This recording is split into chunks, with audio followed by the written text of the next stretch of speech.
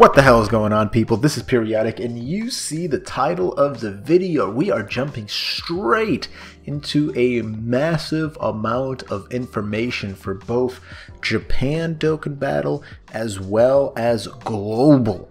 This is all upcoming events, some stuff that's happening right now, but it's going to do a lot. It's going to have a lot to do with the 4th anniversary. If you download Dokkan Battle as of right now, or you do the update, your icon is going to change to Super Saiyan 4 Goku, so that is pretty dope. Let's jump into the 4.20 stuff.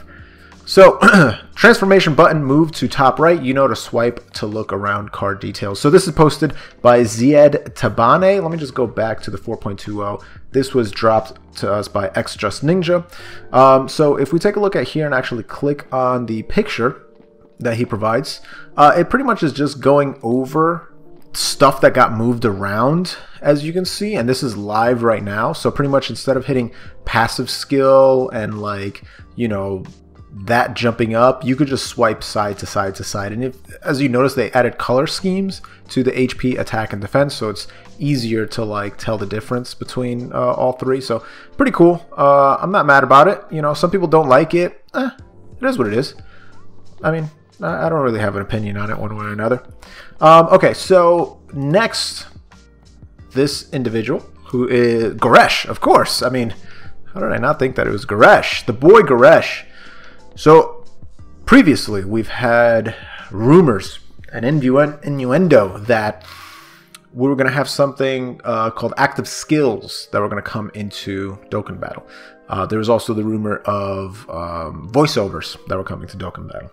But active skills was like, what is an active skill? It seems that these active skills will require some sort of input during battle and will result in that unit performing an attack / maneuver. This is apparent from the fact that there is the text, and there's that Japanese kanji, within the assets used for these active skills. This word means release, which also appears during summons and could be a reference to a specific action that the user has to take in order to perform these abilities. Right now, I don't think anyone has the complete story on this, but I think it is a good assumption to make that each unit that comes out with an active skill will have their own unique input that will be needed to activate it. I think the assets that we are seeing now are in reference to the inputs and art that will appear on your screen for the new units that are scheduled to come out with the 4-year anniversary.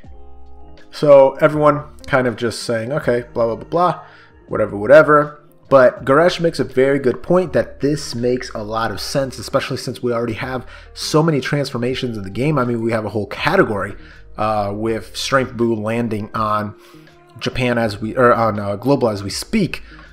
That's dealing with nothing but transformation units. So this kind of makes sense that we would have a evolution of that. You know, we've had transforming units for a year now. UI Goku, you know, all the way back in the day, 3rd year anniversary, Gogeta and Vegito. So it makes sense that we would have the evolution of an active transformation, of an active passive skill, where you have to do something for that to trigger in. I'm all for it. Cards that have more unique, you know, gameplay experiences, I'm cool with that. So let's keep going. And this is still all Japan that we're talking about. So, Black Shenron. I say Shenron. I know some people say Shenlong. I like Shenron. So, Just Ninja posted this from the boy I Seriously. And this is pretty much confirmation that the 4th anniversary is going to be GT / Shadow Dragons / Super Saiyan 4 themed. Because, I mean, take a look at these assets. Like, just take a look at these assets.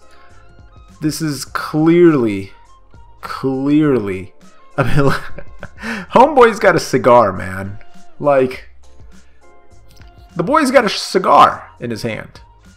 You know? Like, there's Dragon Balls on the side. There's the summoning animation. So, before, you know, we had Shenron, where you summon him by doing the quests. Then we got Porunga, that's come back once or twice. And now we're going to have Black Shenron for whatever the wish is. I'm completely cool with it. That looks pretty dope.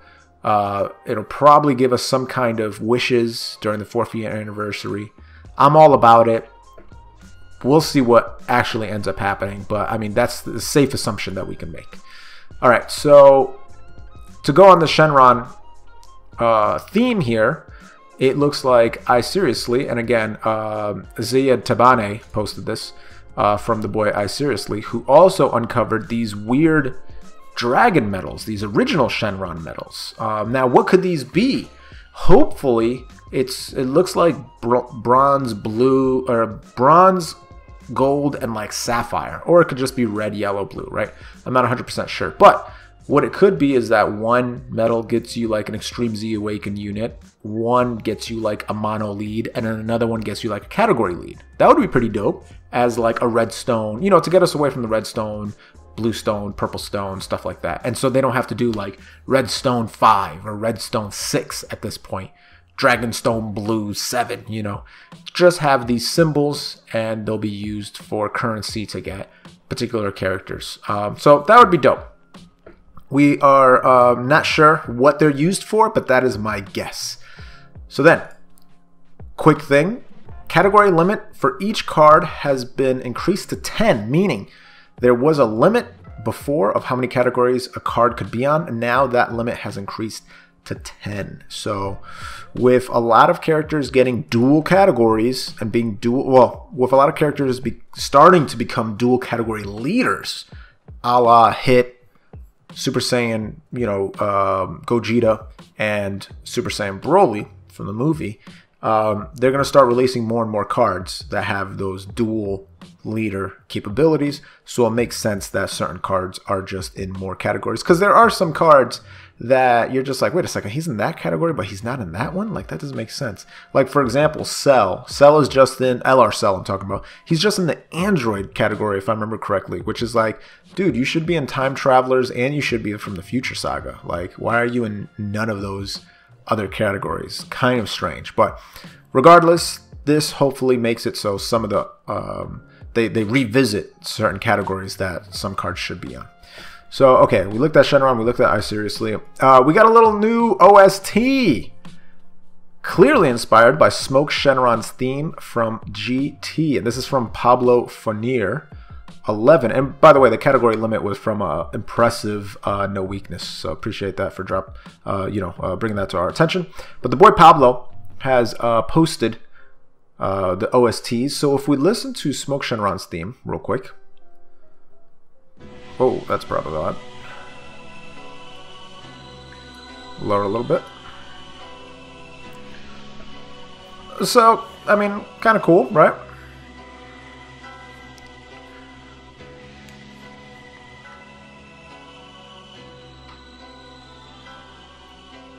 Alright, got that.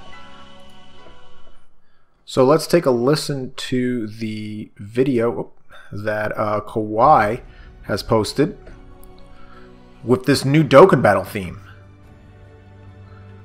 And yeah, I mean, that's the theme right there. So Black Shenron obviously confirmed for this 4-year anniversary. Be interesting if he actually gets card art. But yeah, that's pretty cool. So we kind of get that. If we scroll up, he goes over a few other things, but again, this kind of leads my assumption of the summoning animation. As you can see, the Dragon Balls are cracked. So Black Star Dragon Balls, it has GT up there, so it's going to be our new summoning, you know, our new Summon Shenron thing. So pretty dope. I think the last few things is the new waifu cards are coming to Dokkan, and this is by Dokkaner. You know, he posted a little post there, and Darth Vader 04 is the one, or I'm sorry, Darth Vader 0 is the one that brought it to our attention. But more importantly, these are the cards by Rattler ZZ. This man's always dropping some good stuff, and Goresh is going to translate it at the bottom here. If we take a look at the two cards, here is the Chichi, who Dokkan awakens from the Peppy Gals type version. If we just click on her real quick, there she is, little Peppy Gals Chichi, as you can tell by the hearts and all that crazy stuff behind her. This is her now, and if we take a look at her powers, it is Chichi, Happy Vow. So I guess it's like the married version. Leader skill, strength and physical types, key +3, HP and attack and defense, 70%. Super attack, Bansho Fan, causes supreme damage to the enemy and seals super attack. Passive, Pure Dream, attack 100% at the start of turn, and Peppy Gal's category allies, key +3, defense 120%. What?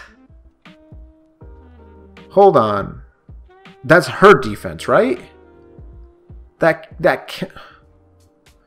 cannot be that she gives everyone 120%, because that is an insanity. That's what that is. If Peppy Gals ever gets a legitimate like 150% or 170% lead, forget it. That's a top tier team. Like, that cannot be right. Attack 100% at the start of turn, and Peppy Gal's category allies, key +3, 120%. Okay. We're just going to continue. We're just going to continue.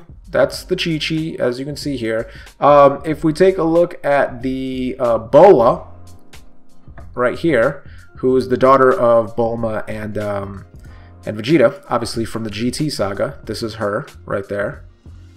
So some of you guys may already have her. This is her Dokkan form. She's got all the... she went shopping, right? So if we take a look at her stats. Boa, shopping with dad. Okay. Okay, shopping with dad. Leader skill, agility and tech types, key +3, HP, attack, and defense 70%. Super attack, dad's final flash. So most likely this is going to be like the Vegeta and Bulma card, where Vegeta's going to pop in and do a final flash. Pretty dope. Can't wait for those super attacks to show up. Massively raises attack and causes supreme damage to the enemy. Passive, Innocent Plea. All allies, key +3 and attack +40%. And for every Peppy Gals category ally present on your team, increases chance to evade enemies attacks by 30%, max of 60%. And then there's your link skills, categories, blah, blah, blah. Okay, so if we...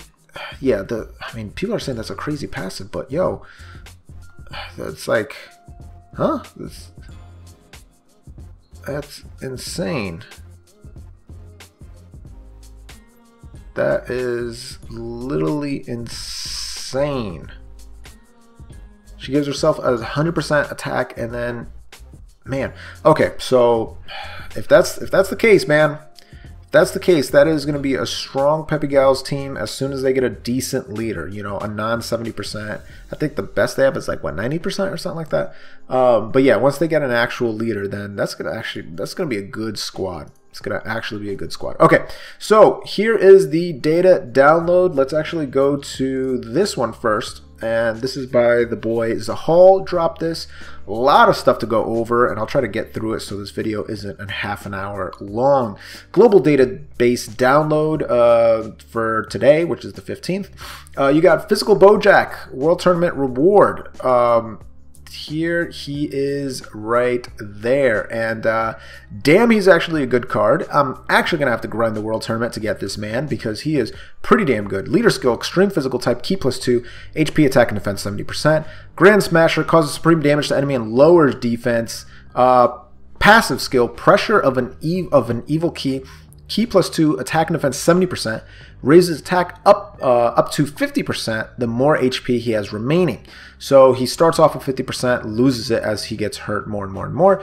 Disables enemy's guard when performing a super attack. Link skills, Heraclan, Galactic Warriors, Big Bad Bosses, Thirst for Conquest, Revival, Wall, Standing, Tall.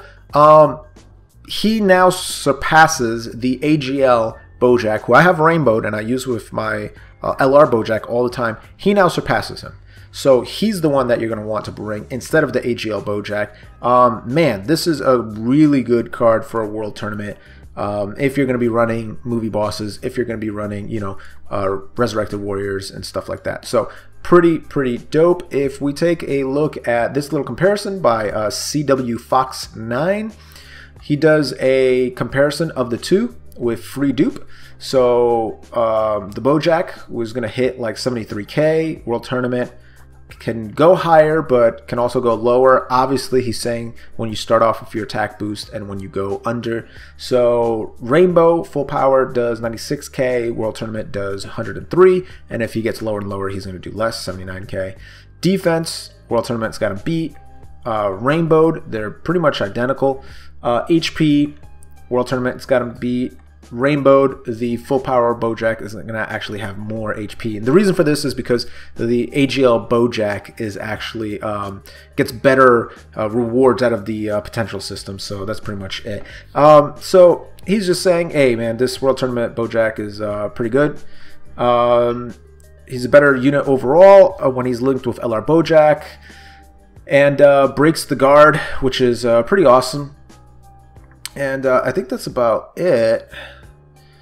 Yeah, so not bad for that. If we go back to the global database, we have a Strength Super Saiyan 2 Great Saiyaman World Tournament reward as well. So there's the boy there. Greatly raises attack for 1 turn, causes supreme damage to enemy. Strength Ki +2, HP attack and defense 50%. Power to stand united. Superclass allies Ki +2, attack and defense 30%. Extreme class enemies defense -50%. Pretty good support unit as per usual. Unfortunately, he gives himself no stats, so that's a little worrying. So you're probably not going to use this guy ever, but cool to see that they're adding another good card in there. Physical Evil Boo, we're finally going to get him Dokkaned from his SR form. I probably already have him SA 10 out of 10. Causes supreme damage to enemies, seals super attack, crappy leader skill.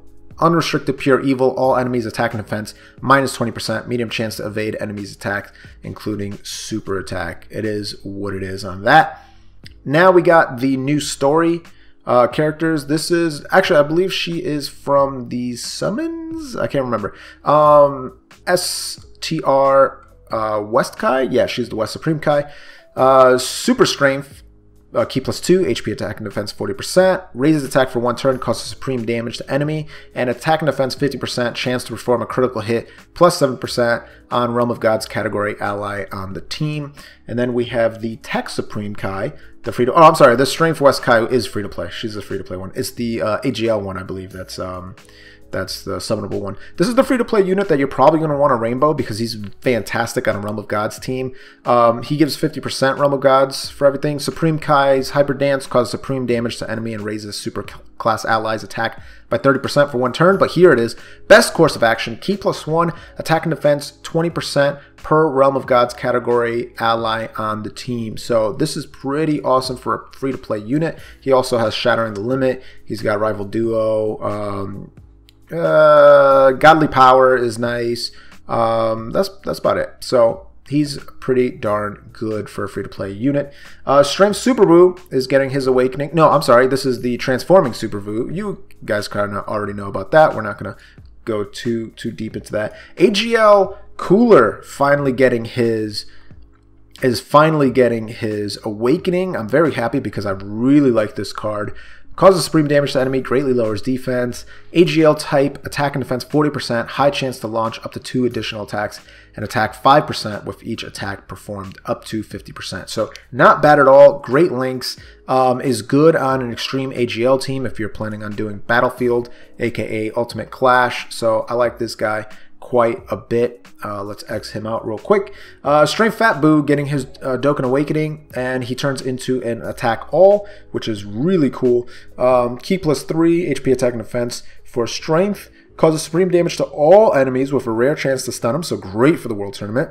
Changes intelligence key spheres to strength key spheres, and attack and defense 50%, plus an additional 10% per strength key sphere obtained. So really, really good on a extreme, you know, AoE type team. If you're planning on bringing, you know, Strengths of Masu or whoever it is to bring to give these guys links, and put like LR Broly on the team if you got them. Put, you know, Intelligence Raditz if you want to throw him on there. LR Cell, you know, whoever you got that's AoE, he's definitely a nice addition to that squad. Intelligence Hercule, you guys kind of already know. You can go onto my summoning videos where I pulled them and I go over his super attack. Greatest super attack in the game, in my opinion. AGL West Supreme Kai. This is the summonable one. I do have her on Japan. Greatly raises attack for 1 turn, causes supreme damage to enemy. Realm of Gods category allies, attack and defense 40%, and chance to perform a critical hit plus 7%. So pretty good support unit. Unfortunately, doesn't give key in that, but it's all good. She's got shocking speed. Battlefield Diva, not really used. Kid Buu EZA, if we take a look at his Extreme Z Awakening here, it is the Heartless Destruction Buu Kid. Leader skill, all types, key +3, HP and defense 50%, raises attack by up to 80%. The more HP remaining, the greater the attack boost. Don't really care about that. We do care that he causes immense damage to enemy and lowers defense, and his passive skill, key +2 and attack and defense 50% when HP is 80% or above. All allies attack and defense plus 30% when HP is 79% or below. So fantastic. You get 2 key, you get attack and defense 50%.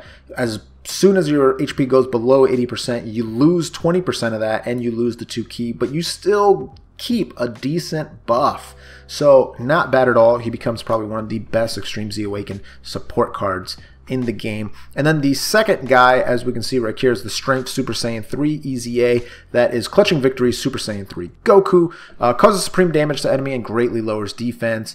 His leader skill, all types, key +2, HP, attack, and defense 50%. Passive skill, defense 40%, attack 80% when HP is 30% or above, plus an additional attack 30% when HP is 50% or above, plus an additional attack 30% when HP is 80% or above. So that is 150. So he gives himself defense plus 40% and attack 150% as long as his HP is 80% or above. And like the physical Buu, he loses some of those stats as soon as he goes below, 80%. As soon as he goes below 50%, he loses pretty much everything. And then when he goes below 30%, he just drops down. So he loses everything when he drops down to below 30%. But that is pretty darn good. You can see he's on a ton of categories. Movie Heroes, Full Power, Pure Saiyan, Super Saiyan 3, Majin Buu Saga, Limit Breaking Form, Over in a Flash, Fierce Battle, Super Saiyan, Super Saiyan Warrior Race, Golden Warrior, Supreme Power. So not a bad Super Saiyan 3 card at all if you don't have any of the other ones. Last but not least, here are the minimum requirements for 25th World Tournament. This is by the boy LaFreak 2012. Let me give a shout out to Zahal also for doing the global database download for that. Shout out to Super Saiyan Ancient Being for the super attack quotes, which is right here. So as you can see here, I'm not going to go through all of them, but not too bad, not too bad. You guys are going to see this soon. But here's the minimum requirements, including Stone Refresh. This is going to be a guide that shows you what you need to get either top 20k and top 1k. This will include Stone Refresh, win amounts, blah, blah, blah. Team requirements. For team requirements, I'm going to include very minimal leader skill. Units you need to achieve top 1,000 in the World Tournament. You should be able to get top 20k with any team as long as you have the time. But I'll still include a basic formula to follow. This is not the most ideal team, but this is all you need to get into the top 1,000s. So pretty much all of the things that you're going to need. You're going to need 100 Ghost Ushers. You're going to need about 200 defensive items, about 100 to 200 Poires, which I believe are the ones that give you key. Or they're the orb changing ones, I believe.